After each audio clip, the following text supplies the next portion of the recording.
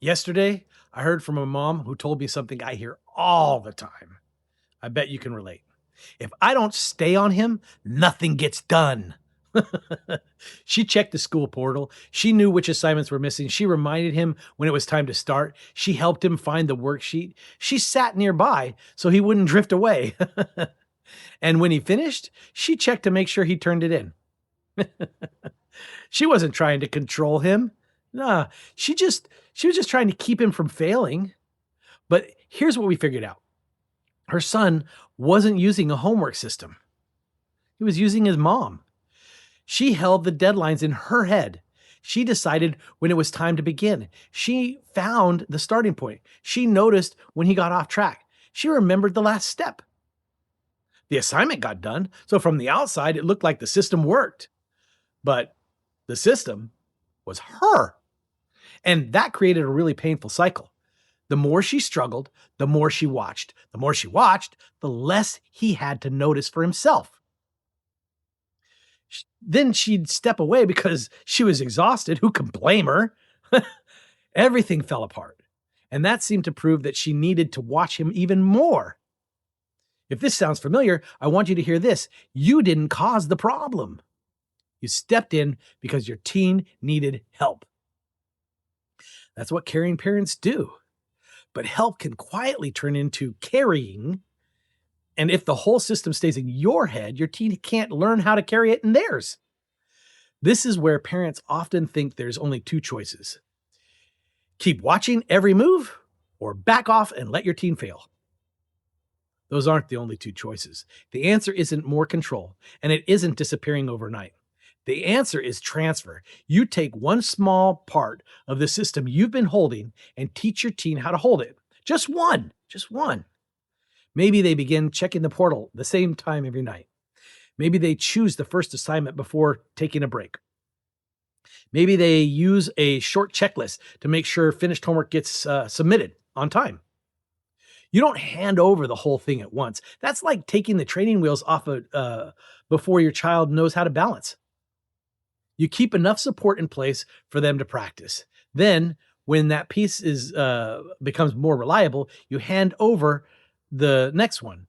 This is a big difference. A reminder says, go do your homework. The system says, at 4:30, check the portal, choose one assignment, and write the first step. One depends on you noticing. The other gives your teens something they can learn to repeat. And that's the goal. Not perfect homework tonight. Not a teen who never needs help. A teen who knows what to do first. What to do when they get stuck. And how to follow through without you carrying every step. That's what independence actually looks like. It doesn't appear because we tell a teen to be more responsible. It grows when we teach the missing skills in small pieces and let them practice those pieces long enough for them to trust themselves. This is also why chemistry can become such a turning point. Chemistry has a lot of steps. There are notes, formulas, practice problems, lab work, tests, and assignments that don't always feel connected. A capable student can understand the science and still have no reliable way to manage all of it. So the parent becomes the organizer and the timer and the reminder and the starting point and the safety net. But your team doesn't need you to be the system forever. They need help building a system they can own. That's a big part of what I teach through the focus method. We help students figure out where to start, how to organize what they're looking at, catch the moment when they drift away or get stuck, use a next step that they can actually follow, and strengthen the system through practice. The change doesn't happen because a parent watches harder. It happens because the student has something clear enough to use. So here's what I'd like you to try. Think about everything you currently do to keep homework moving. Don't try to handle it all over tomorrow, but pick one piece, just one job, teach it, make it visible, and then practice it.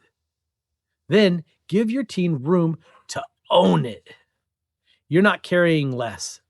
You're not carrying less. You're changing your help from something your teen depends on into something they can actually carry for themselves.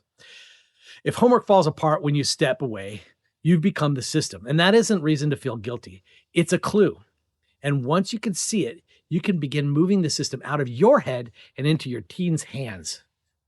If you want to understand why capable students can know the material and still fall apart in chemistry, I made a free 20-minute parent training for you. Link is down below and in my bio. Thanks and have a blessed day.